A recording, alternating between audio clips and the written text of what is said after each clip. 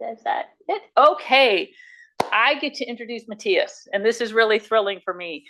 So Matthias is the Warner Lambert Park Davis Professor of Medicine and Research Professor in Computational Medicine and Bioinformatics at the University of Michigan. He did sort of the equivalent of an MD PhD at the University of Heidelberg, and then completed his training in Munich, and which was on the faculty in Munich, and then in 2005 joined the faculty at the University of Michigan, where, as I mentioned, not only in adult nephrology, but computational medicine and bioinformatics. His research interests span everything from very much fundamental discovery to innovative trial design, and you'll hear about all of that today. He has quite an extraordinary portfolio of very innovative NIH funding and a sort of a sampling of U54s, U24s, U01s. It's really quite incredible, and it provides the foundation for the work that you're going to hear about today. Part of our motivation in bringing Matthias here is that there are really unprecedented opportunities to do ancillary studies using the wealth of resources that are available through all these different consortia, international consortia. So we are thrilled that you're here. I know that everyone's enjoyed meeting with you over the last day and continuing today, and we're excited about the partnership ahead. So welcome.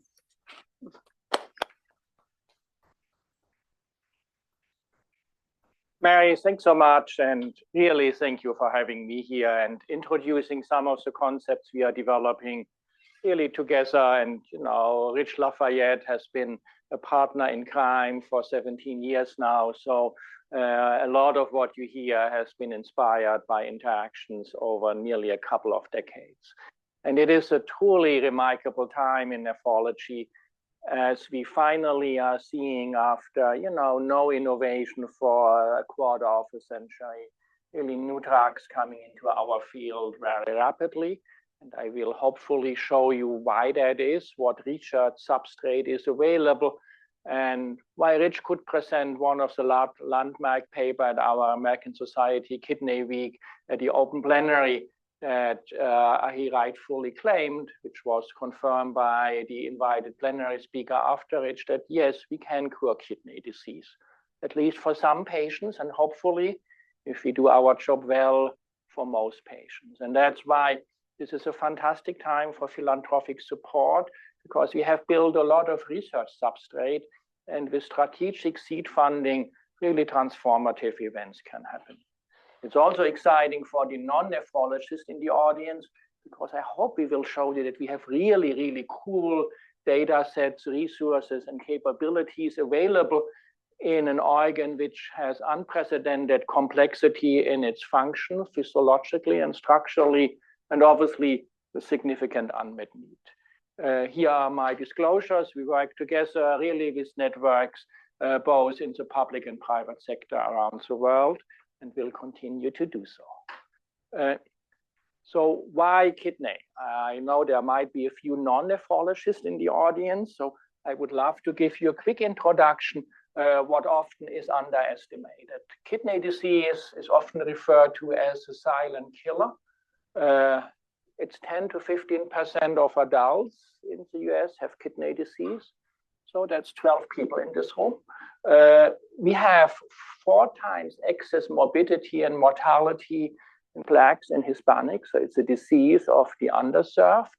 And the incidence is rising globally, where the WHO now states that if we don't get our act together, it will be the 4th common cause of death in non-communicable diseases in 2040. And this comes with a tremendous disease burden. What is not anticipated, that kidney failure is a death sentence for most of our patients. The dialysis is palliative care at best, and the mortality rate, if you are in kidney failure, particularly in the setting of a systemic disease like diabetes, is 40% over 5 years. That's higher than most metastatic cancers are today. And that really drove Rich and many others for us in the field to drive innovation forward. There's also another aspect besides the patient and familial burden of the disease. It's a tremendous cost burden.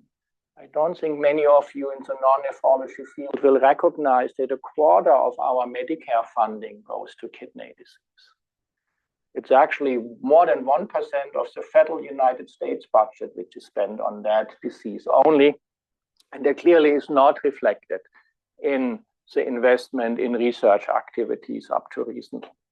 So with this, finally, the WHO has this year acknowledged that kidney disease is a global health threat and needs a systematic actions and response of the global community in this setting. And so that's kind of the backdrop where we are. I also want to note that President Trump, during his first presidency, released the American Kidney Health Executive Order, where he asked the federal government to develop innovative strategies to prevent and treat kidney disease. So we are on track record also with the current administration that this is a significant threat to United States health and economy. So why am I here today? And why I'm excited to be here today is that Stanford is one of the research epicenters in the world to define gene-environment interactions and how they establish disease processes. And that's exactly the concept Rich and I and Mary started 18 years ago to develop a framework from that we can identify where in our patients we have disease initiating event in the continuum of the gene environment interaction. Some of them are strong, high penetrance, monogenetic diseases, others are fully environmentally triggered. But what we see in a system of the kidney, who is so highly specialized, that these highly specialized cell populations pay a price in their ability to respond to challenges with a limited response pattern. So what we see consistently is that as diseases progress, the diversity of disease-initiating events channels in common pathway of progression of kidney failure. And that obviously gives you a unique opportunity as you identify these sequential causal events for therapeutic intervention. Yes, those mechanisms cut across our conventional nephropathological categorization, sorry, Charles, and going beyond the descriptive disease patterns we see in histology, but allow us then to define key intervention points depending where we want to meet our patients and help them to address their disease journey with kidney disease. And with this concept in mind, I will show you throughout the next 45 minutes how we are following that philosophy and are purposefully cutting across different diseases, rare and common, and different gene environmental exposures around the world. Yeah. So we feel that kidney is a unique opportunity to do that well because we started with rigorously, prospectively ascertained clinical, molecular, histological data sets over 20 years and took advantage of the fact that in kidney disease, we obtain percutaneous needle biopsies of significant size, 12 millimeter in length, 1 millimeter in diameter, to obtain diagnostic definitions of our patients. And those obviously are then evaluated by expert nephropathologists, but we have those tissues available to also use them for research purposes. And that was the initial framework of the Nephrotic Syndrome Study Network, inspired by work we started in 1999 in Europe with the European Renal cDNA Bank to take those kidney pieces, small surplus segments of biopsies, to start to deploy the molecular profiling technologies. And we were very fortunate over the last 6 years to see all the revolutions, what you now can do with a piece of tissue. It's always driven by oncology, but applicable to what we do in kidney diseases. And with this approach, we purposefully have generated prospectively in carefully adjudication patient populations, multi-scalar data sets. And they range from deep clinical phenotypic information, including environmental exposure patterns, digital histopathology, whole genome sequencing, tissue-level transcriptomes, initially from microdissected tissue compartments, and now from single-cell and spatial analysis, proteomic study of blood and urine, and now tissue-level proteomics, metabolomics, lipidomics, and glycomics, so that we can really start to build a comprehensive knowledge network of how diseases manifest in patients and how the initial disease presentation, as we recruit our patients often before kidney biopsy, so as early as we can, then associate with treatment response or lack thereof and progression to kidney failure. We have been using that information really pushed by our patients who were a key driver of this development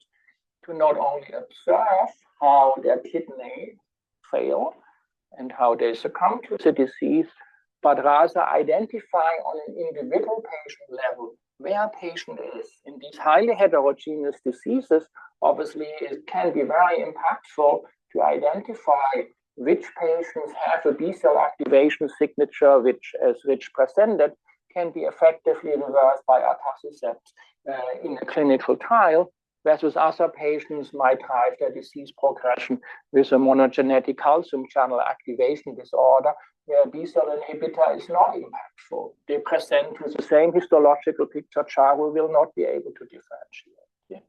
And I think that's the opportunity we have now, that we can bring that individual patient stratification to people with kidney disease, similar to what you are familiar in oncology. And the fun piece is that these trials are happening now, and they are happening in a way that we use those trials to teach us in which patients the drug works and doesn't work with the same tools we have developed in our cohort studies, so that we can close the innovation loop, so that every trial is a success. Even if a trial does not reach this pre-specified endpoint, we still can use it to identify which subsegment of the patient population responded to that drug, and then refine the trial design or refine the therapeutic approaches to go forward with that. And over the next 40 minutes or so, I will give you a few examples how we established that research substrate and how we are taking it forward.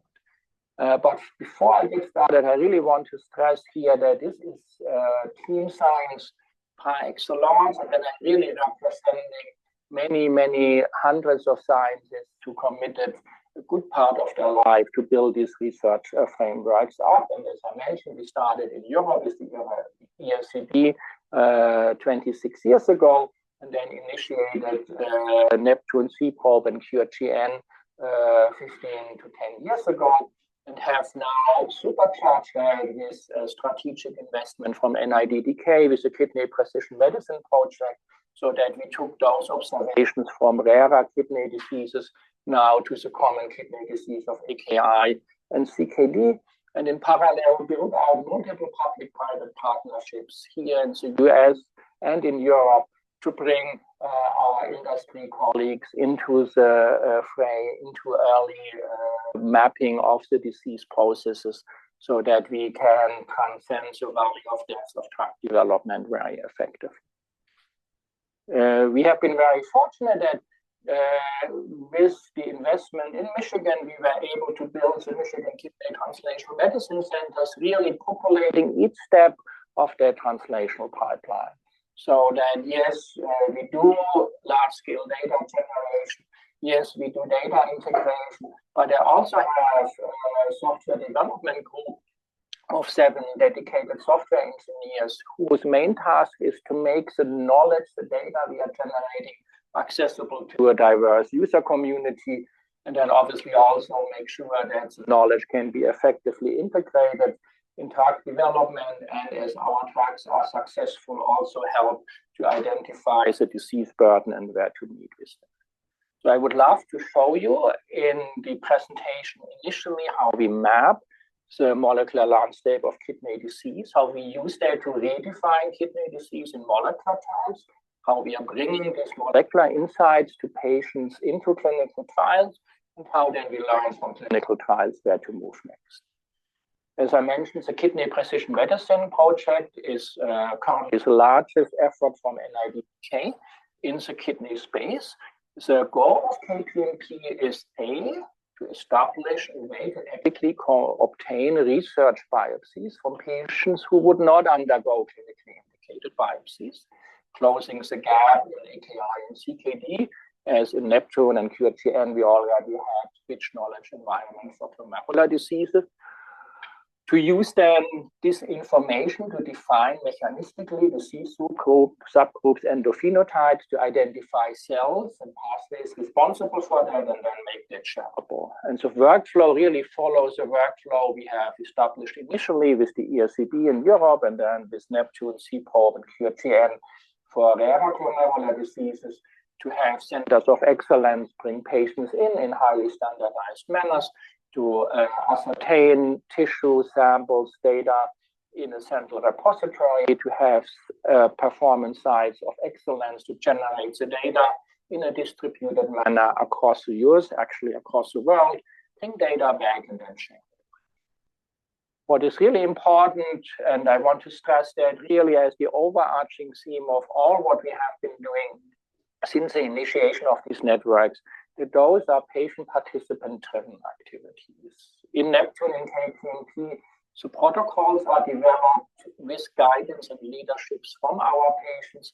They are involved from developing the informed consent to actually guide us in critical decision processes as we move through the studies. And that has been a tremendous asset for us really to remain patient-centric and to learn how and where we can meet our patients most effectively in the progress of our studies. You will see half a dozen of publications actually led by our patients out of KPMP, where they report their experience and their focus. With this, we were able to establish in KPMP now the research protocol to obtain tissue from patients who otherwise would not have been undergoing a diagnostic biopsies, because we nephrologists think we know what that patient has. I will come to that in a moment. And we have over 600 patients biopsied, ranging from acute kidney injury to chronic kidney disease in the setting of diabetes and hypertension. But we also purposefully bring patients to our study network who have not developed disease despite significant exposure, specifically people with diabetes for more than 15 years who have not developed clinical signs of diabetes, as an opportunity to learn how kidney tissue can be resilient to disease-initiating events. And with this, we developed now an opportunity to ask that questions, which I put out as a challenge. Do we nephrologists know what people with AKI and CKD have, as we don't biopsy them clinically routinely? So we have from our clinical centers of excellence the enrollment diagnostic categorization. We have an adjudication committee of clinicians and pathologists who then provide an output what with integration of the clinical and the structural assessment of the patient's disease processes in the kidney actually should look like. And the experience is quite challenging. Here you can see to the left the enrollment categories, to the right the adjudicated categories. After that, of the biopsies and the clinical presentation. And let me take the diabetes studies as an example. From the 240 patients who had per centers of clinical excellence in the United States the diagnosis of diabetic kidney disease, after biopsy, a third of them had a different diagnosis. Some of these diagnoses are vascular disease. Some of these diagnoses are intrinsic glomerular diseases, where we now have specific targeted therapies available to cure these patients. So those have immediate clinical impact. The same is true for AKI. In a third of our AKI patients, we actually had clear histological evidence of acute interstitial nephritis, a disease with a fundamentally different treatment than run-of-the-mill AKI. So again, significant impact in that setting. Another feature with this approach, we can now ask, is there a difference between patients which we adjudicate from one to the other category? And here, for example, patients with diabetes with a diabetic kidney disease metabolic phenotype, histology versus a vascular phenotype, we indeed can show that significantly different molecular programs are present in the tissue, explaining why some of those patients might or might not respond to therapeutic interventions differently. So this was a first piece, which now resulted in actually changing clinical practice in many of our recruitment sites, that diagnosis for biopsies are substantially expanded as it has clinical impact. In parallel to the ethical framework for biopsies, we built out the procurement strategy for molecular data from our patient participants. And as we want to build a durable resource for the community, we had a very rigorous quality management program developed and implemented and ongoing, where every site is audited for their performance of the procurement and data generation processes according to our pre-specified procedures, which are publicly available in Protocol IO, so that we have for each data point a rich metadata framework available should you choose to work with those data, so that you can understand what experimental conditions and pre-existing states of the patients are available with this. And this resulted in a process where we have carefully assessed the flurry of technologies. You can see here the current selections of technology live in the KPMP 2.0, ranging from different transcriptional, epigenetic, proteomic, metabolomic, and imaging technologies. Each of that technology had to show in reference tissue samples provided by the central hub, by us in Michigan, that their performance is up to specification. We have quality metrics which we can monitor and then share with the community. And I hope for those of you who are in data science that you will find that a very intriguing opportunity to really mine large-scale data sets where you have the meta space available for you to explore where and how your algorithms are gaining traction across data elements or various confounding variables in the background. With this in place, we started our data integration strategy, and I will give you one use case out of our Atlas effort, really coming with a challenge that having, you might have seen on the preceding slides, the complexity and diversity of the data we have. So very early on, we identified already in the early 2000s that it's absolutely critical that we learn how we can do data mapping in our Tower of Babel of all the different scientists speaking languages, which are not always understood. And we were very fortunate to work with Oliver E., Melissa Handel, and Peter Robinson from the Monite ontology framework to build a rich background ontology setting who allows us to map our data across the clinical, histological, and molecular space, which now is the underpinning elements of all of our data integration effort. We have released our Atlas version 2 a couple of years ago, really focusing on defining the different cell types present in the kidney, both in single cell, single loop, and in spatial data set, where we are starting to map out which individual neighborhoods are found in the kidney, and then can, for each of these different epithelial cell trajectories, establish how they are damaged in acute and chronic kidney injury, how the altered states either can go to recovery and re-establishing hemostasis, or how they can progress to the failed repaired stage leading to kidney failure. And I really would invite you to use the manuscript in this setting. We just released a couple of weeks ago the Atlas version 2, where we take this significantly further. We have 5 times more patients in there. So now you can transition from a cell-centric analysis to a patient-centric analysis where you have the rich clinical phenotypes available from patients with AKI and CKD. We had a core of discovery technologies, which are then replicated by validation technologies. In subsets of these patients, they have been mapped across the epigenetic, transcriptomic, and metabolic landscape, and we carefully integrated with orthogonal model data from animals and large-scale data mapping strategies, so that you can identify in several use cases how that knowledge can be effectively applied. For example, how we can identify in patients with acute kidney injury at the baseline biopsy who is likely or not to recover from AKI is one use case. A key feature which we always wanted to stress is that we really wanted to make sure that the Atlas is broadly accessible to a wide user community of different people with different backgrounds intersecting with our data. And defining use cases of users in the setting is critical so that we can develop our atlas tools out of our ontology mapping based on the specific research interests of each individual accessing our data. And we feel that is pretty critical for successful interactions with the community. As alone in this room, I see at least 5 different user personas present. And I want to speak very differently to Mary than to Rocharo than to the bioinformatician and the students in Zoom. And just throwing data over the fence and saying, oh, I have adhered to my NIH data sharing mandate might be sufficient to get your paper published, but it's not moving the community forward. We develop different frameworks to interact with the community. We have a Atlas data repository. So vast majority of these data are openly accessible, really adhering to the open science, open community framework, where power users can go in, download the raw data with a mouse click, and then embed it in your local compute environment.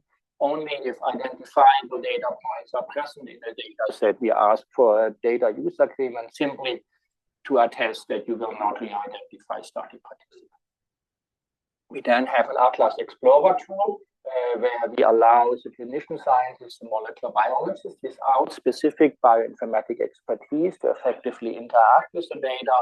You can identify molecular programs in a cell type specific manner, or you can come with molecular programs and ask where they are expressed, how they change across the healthy tissue, AKI, and CKD framework.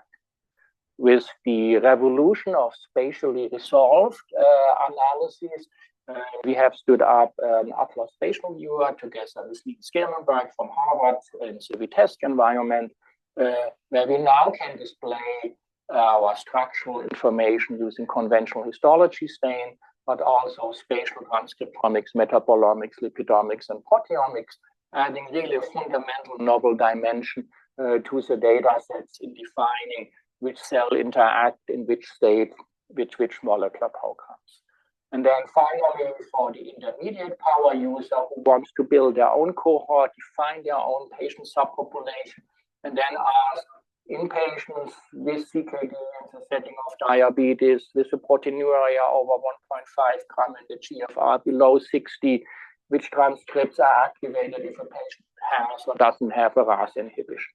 Those questions you can answer to cell by gene instance, which is housed here at Stanford by the Human Cell Atlas group, where we have hosted many of our single cell and single nuke data sets from our various resources.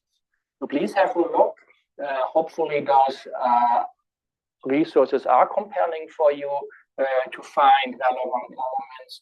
We have office hours every Wednesday from noon to 1, where our head of software development, Nico Benovich, is available to take you through the tools, to ask you specific questions, and make you effective in utilizing the tool. And we have been very pleased to see that our tools are widely applied. We have over 250,000 downloads from the 20,000 data sets we have made available today. Yeah.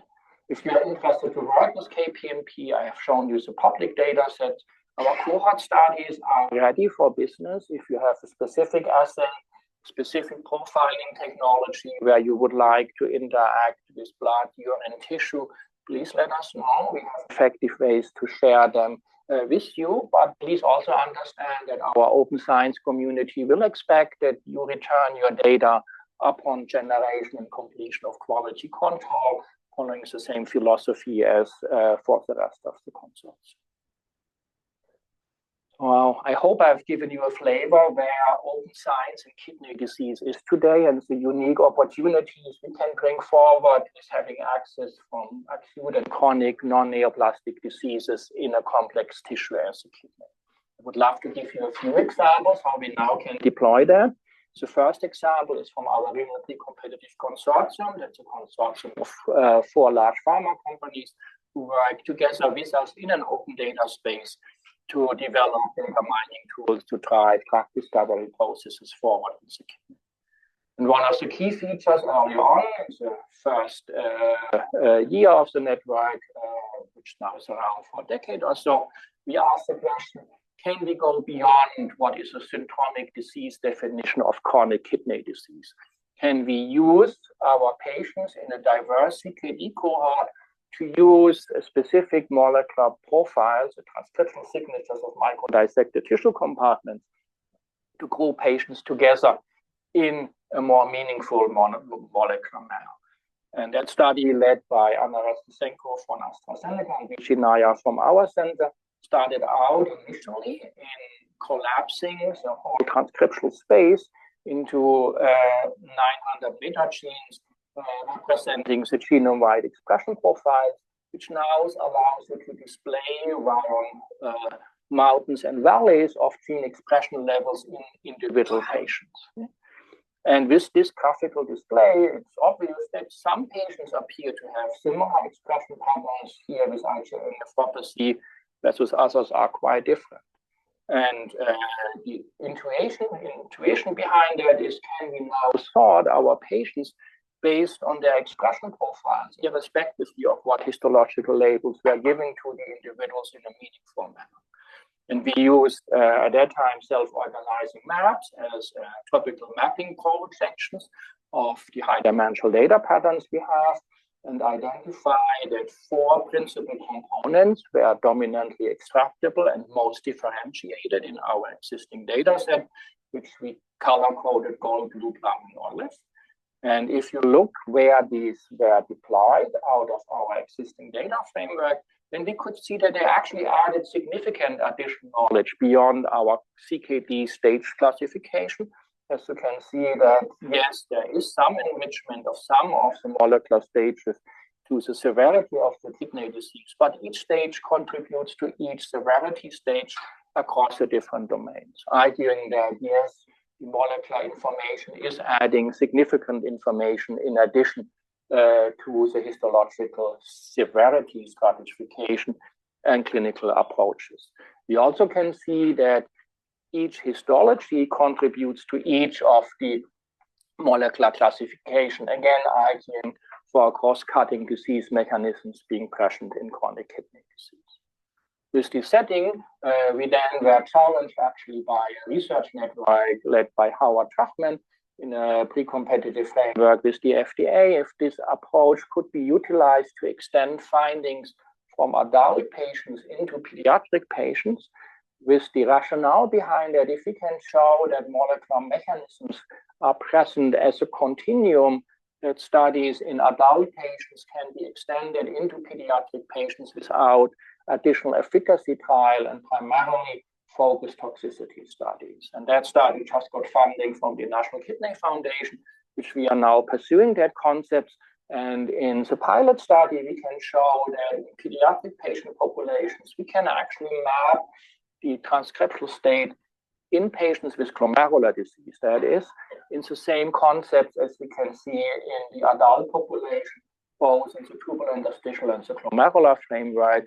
So arguing that the principal molecular mechanisms are shared between the age ranges, where there might be some differences in some classes in a quantitative manner, in a qualitative manner, the molecular programs are indeed consistent.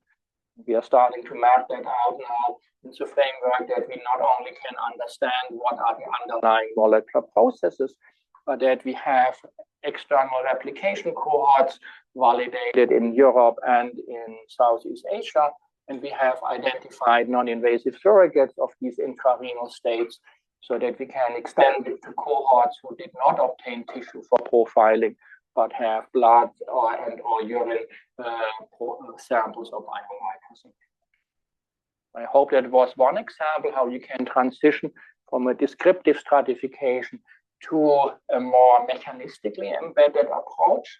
The next question is, how can we bring that forward back to our patients?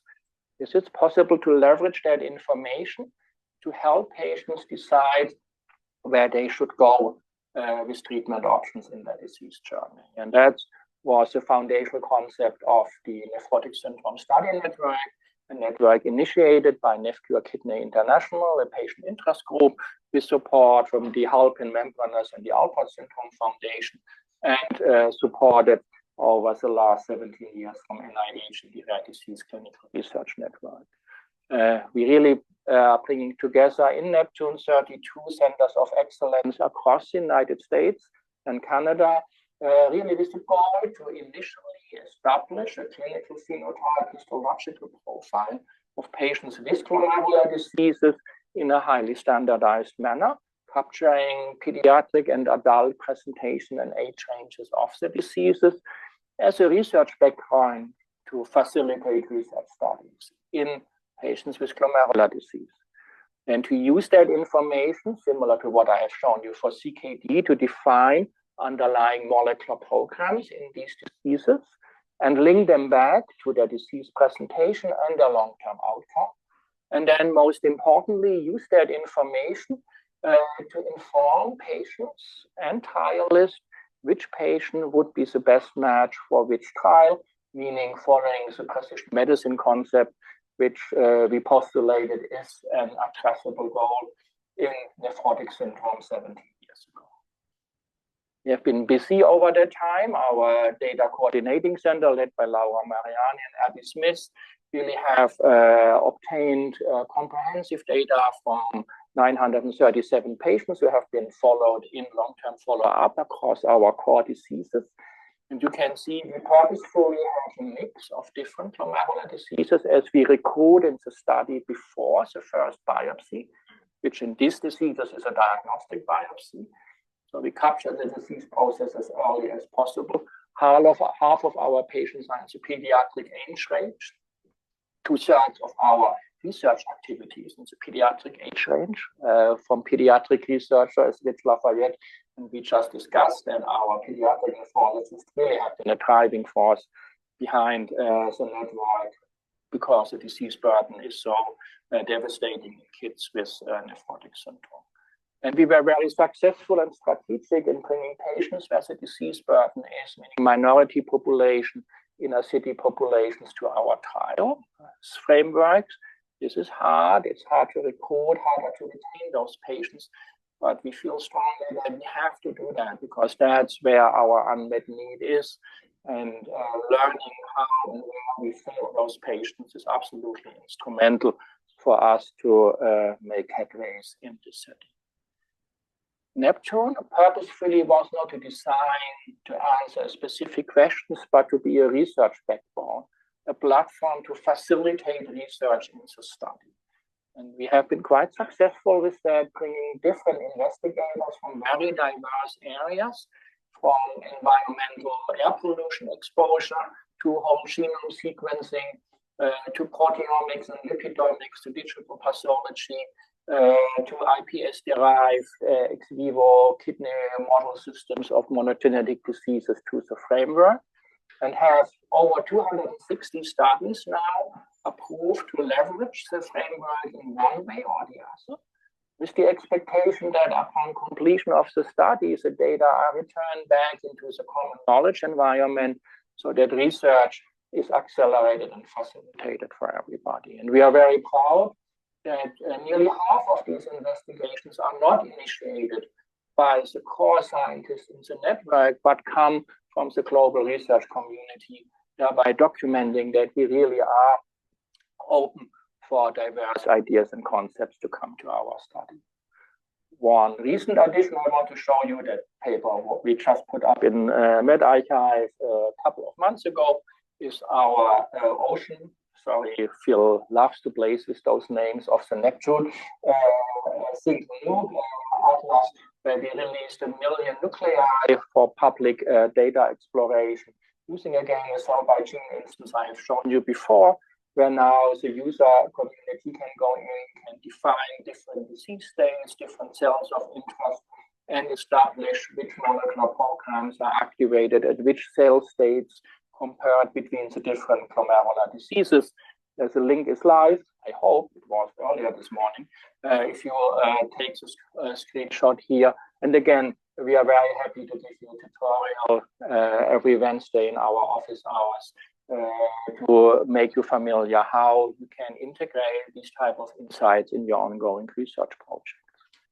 So with this, we feel we have now a setup in place to start really the key step, our patient participants, NephCure, our scientific advisory board, were pushing us very hard. Can we start to utilize that knowledge to guide patients? And the framework we started at was initially to guide patients in the selection of the clinical trial who could be the best fit for them based on their molecular profile. And we refer to that as a Neptune Match program, where we, with support from NIH and NephCure and the Output Foundation, are working together currently with 5 pharma companies who have a significant interest in developing or executing trials in glomerular disease space. The concept is that we take our patients out of our cohort study, we define the molecular programs active at a given time in those patient populations with standardized non-invasive biomarker assays, which are reviewed by our molecular nephrology board. A scorecard is developed and then shared with carefully trained clinician scientists at our participating site for structured communication of the precision medicine stratification with the study participants. The study participants then select independently, this is not centrally adjudicated, independently the trial they want to enroll. The trial is executed by the collaborating investigators, pharma or academic-led trials. But at conclusion of the trials, the outcomes are returned back to Neptune, to our Central Data Coordination Center, to adjudicate if the stratification indeed resulted in a higher response rate in those patients with a high activation signature of the target. We try to engage with partners early in their late-stage preclinical development so that we can develop activation signatures for a specific target. And as we are agnostic to targets brought to the study, those can range from as simple setups like APOL1 risk genotype, where we use simply the high-risk alleles to trigger adjudication into a trial, to complex endothelial stress activation signatures we use for our endothelial blocker strategy. And with this information, we then transition to non-invasive biofluids so that we are not forced to be limited to the biopsy alone, but we can capture that continuously and also rematch patients as they go through their disease process and consider clinical trials at various stages. We use our retrospective information across all patients in the study to build out an activation signature which reflects the disease activity based on the activation assay across all patients in the study, and then report back to our study participants. And in relationship to those patients we have studied over the last 15 years, their pathway is in the top quartile, second, third, or the lowest quartile, reflected back to the population we have available as a benchmark.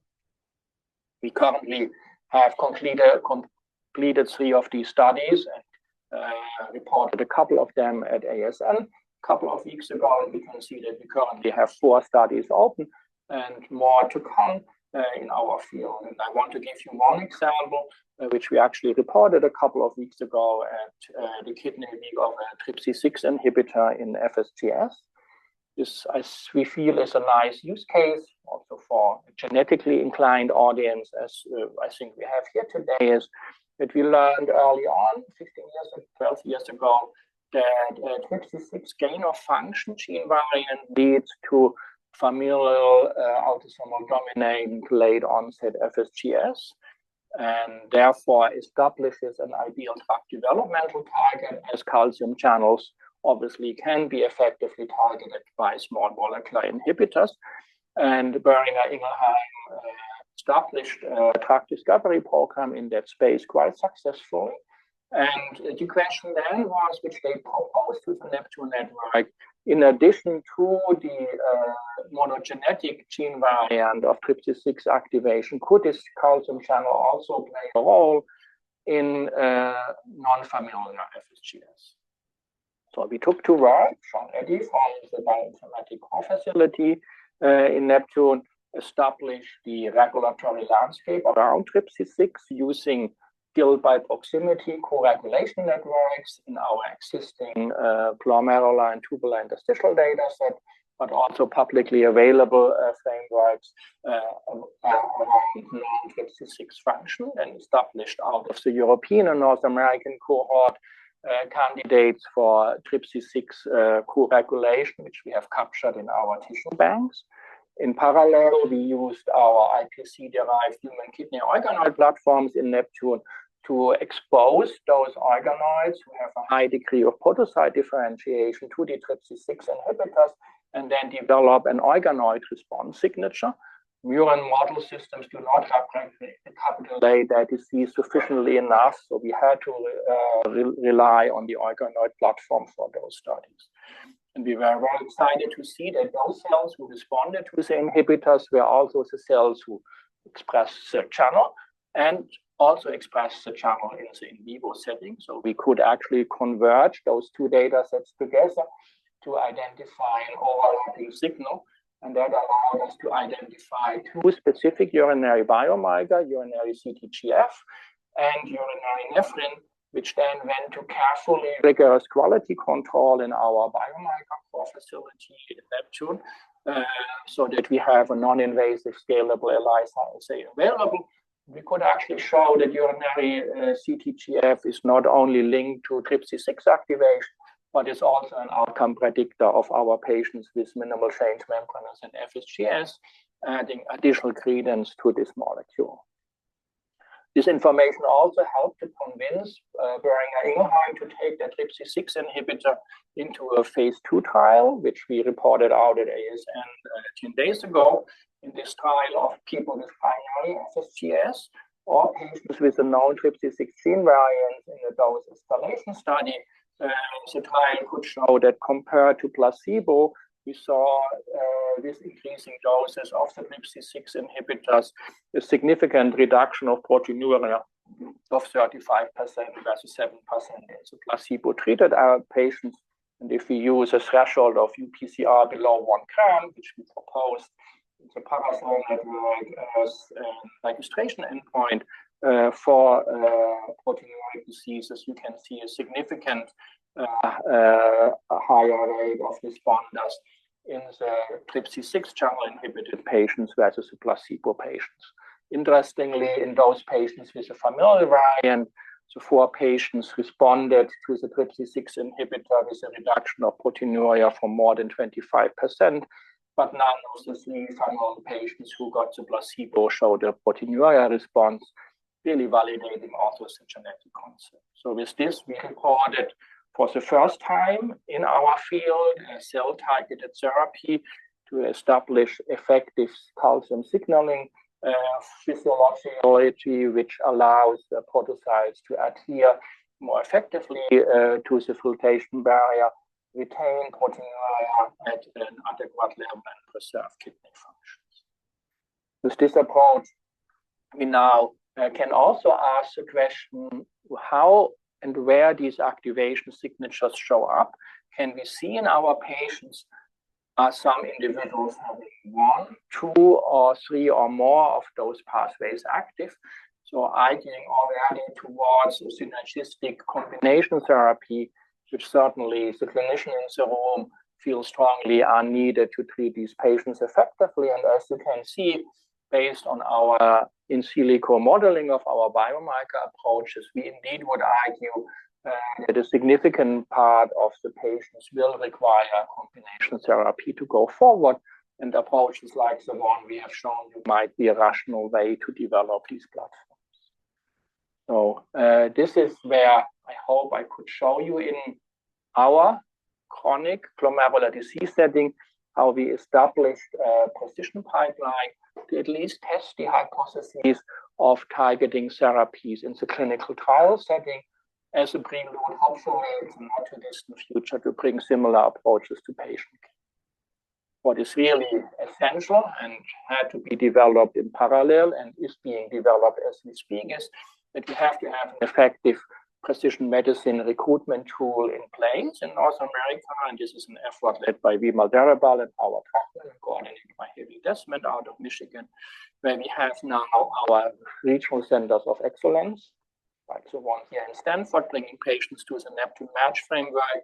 But we also have patients referred from the outside, some of them from nephropathologists or from community practices or from our patient interest group, so that we can really offer precision medicine opportunity as broad as a patient population as possible. Over the last 5 minutes, I would love to give you a sense where we feel this is headed in the area which I personally find the most exciting one, because obviously we are bringing our science to trials and we are seeing the first successes.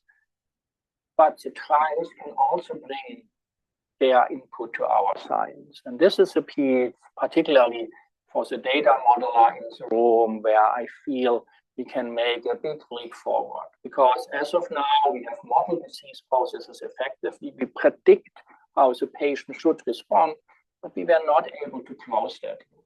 But this is happening, as we can do studies where we get research biopsies before we expose a patient to a drug or placebo, and then assess their responses 3, 6, 12, 24 months later. And we had the first of these studies reported in JCI a couple of years ago, where we used the SGLT2 inhibitor. That's an inhibitor who is specifically blocking the sodium and glucose co-transporters in the proximal tubular cells. And we could show with our single cell map that the cells behave as we expected it to behave based on experimental evidence with changes in glucose metabolism and mTOR activity. But we could also show that the sick-ascending limb, which is a cell which is downstream of the proximal tubular cells, so they get also sodium and glucose, the proximal tubular cells are not reabsorbing, now presented to them. And Rich and I and other nephrologists were quite concerned when those inhibitors were first advertised to be the best thing ever for kidney disease, why this should be the case. If you shift the problem of sodium and glucose load from a cell who is able to handle that to a cell further downstream who is not well equipped, supposedly, to do that. But we could show that these cells actually benefited significantly from the increased glucose load to handle the sodium transport effectively, and we're also down-regulating their mTOR activity as a beneficial readout. I think for us that indeed a single cell resolution assessment of treatment effects in kidney is absolutely necessary considering the complexity of this organ system. And we complemented that in a paper over the summer with a spatial proteomic study together with Victor Puerles from Hamburg, where we can now show in a 3D proteomic context how SGLT2 inhibitors are effectively reprogramming many cells above and beyond the proximal tubular target cells, showing the power of spatial proteomics, in this instance, out of single FFPE sections where we profiled 143 different proteins effectively and quantitatively. We are taking this forward now to add the time dynamic to that, not only a single event, but rather a triple biopsy study where we get a baseline biopsy 3 months into the treatment exposure for acute and 24 months for chronic remodeling processes. And the first result of this has been reported at ASN by Cassie Tuttle from our remodel team. Together with Novo Nordisk, we set out to define the impact of GLP-1 agonist, semaglutide. You might remember the study from last year where Novo reported the FLOW trial with significant beneficial effect of semaglutide, not only on kidney failure, but also on mortality in people with CKD.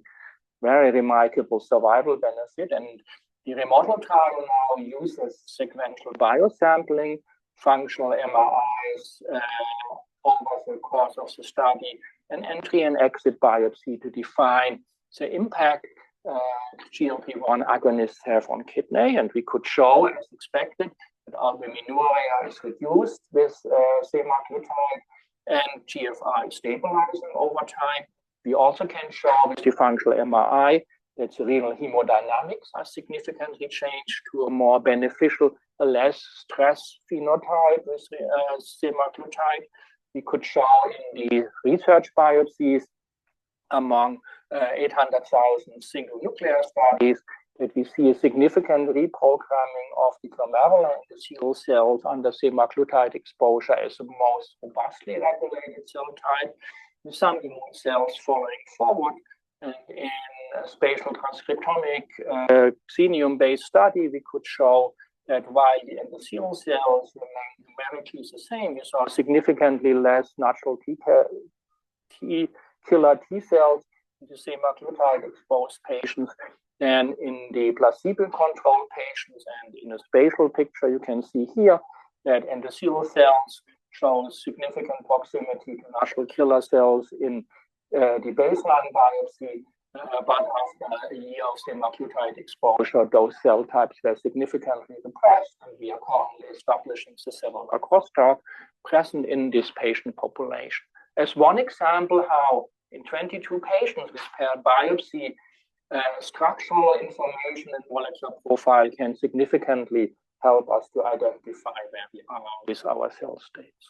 So to sum up, I hope I've given you a flavor where we are in the kidney field, both to defining disease process, the spatial molecular architecture of the kidney in health and disease, how we can integrate large-scale data sets in the time of open science and bring those to targeted therapy trials together with academia and industry around the globe. Acknowledgements are in order to many, many people around the world, my outstanding team in Michigan, in our different core facilities, where sometimes we have as sunny days as you do have in California, but most of all to our patients who really, at very difficult times in their lives, bring so much effort and commitment so that we can change the disease course going forward.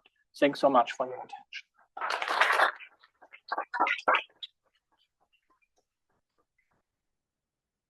All right, thank you. So we have over 100 people online, and I'll monitor the Q&A here, but I just wanted to open the floor first for anybody who wanted to ask any questions.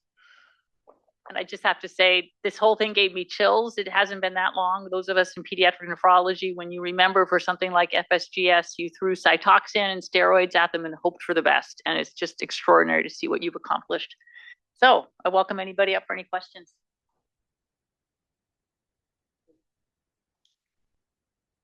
So beautiful effort and work.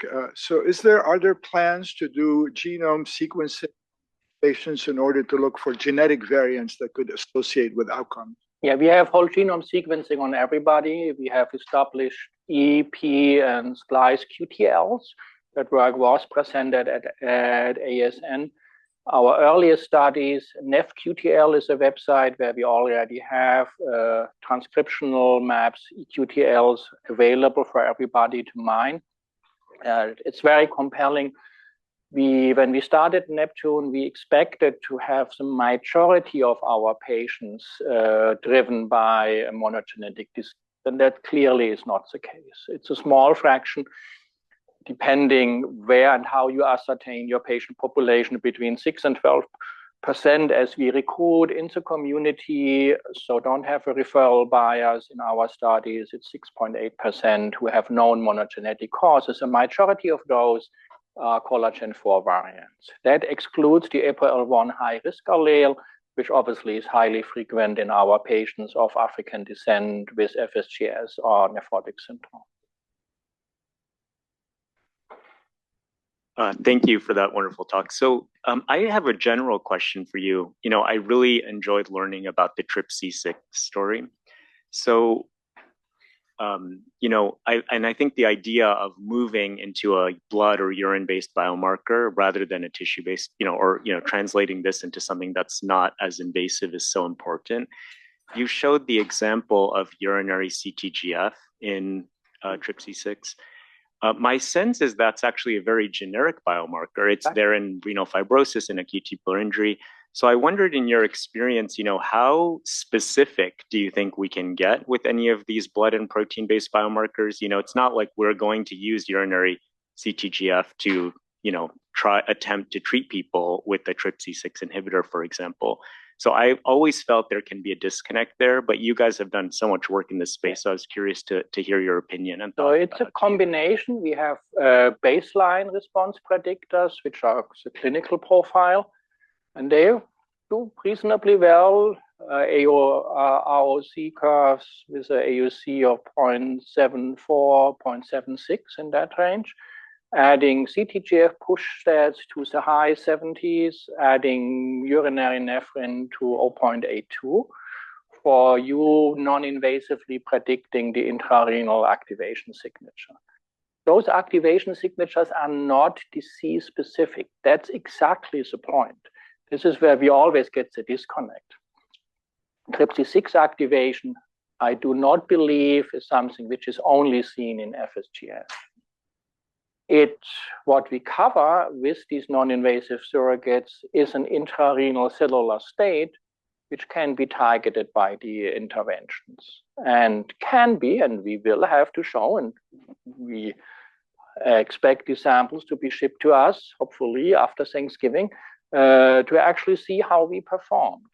Did we indeed enrich in the trial population responders versus non-responders? Only a fraction of the patients in the TRPC6 inhibitor trial were recruited via Neptune match. The majority of the North American patient was, but there was significant recruitment across Europe. So we have plenty of patients who came in without an activity assay. So we have patients with high and low activity in the study.